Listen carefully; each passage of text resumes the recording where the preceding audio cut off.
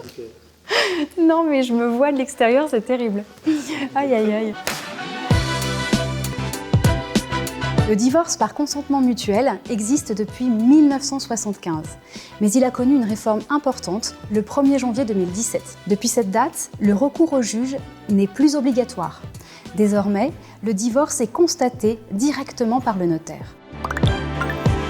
Ce type de divorce nécessite, bien entendu, que les époux soient d'accord sur le principe même de la séparation, mais également sur ses effets en matière de pension alimentaire, de prestations compensatoires, de garde des enfants et de partage des biens. En pratique, les époux doivent chacun être accompagnés de leur propre avocat. Ils établissent ensemble une convention définissant les effets du divorce. Après signature, la convention est déposée chez un notaire qui l'enregistre.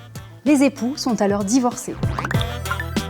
Le notaire s'assure du respect de la procédure afin que la convention soit valable et que le divorce puisse aboutir. Selon la composition du patrimoine des époux, le notaire procède également à un acte de liquidation du régime matrimonial. Concrètement, il dresse un bilan du patrimoine du couple, à partir duquel il peut établir un acte de partage des biens entre les époux. Attention, sachez que le divorce sans juge n'est pas reconnu dans tous les pays.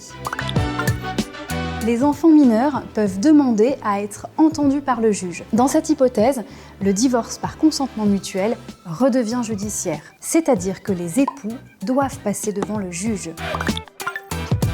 Chaque époux doit payer les honoraires de son avocat. Les époux doivent également prévoir le coût du dépôt de la convention de divorce. Il faudra ajouter à cette somme les frais d'acte de partage.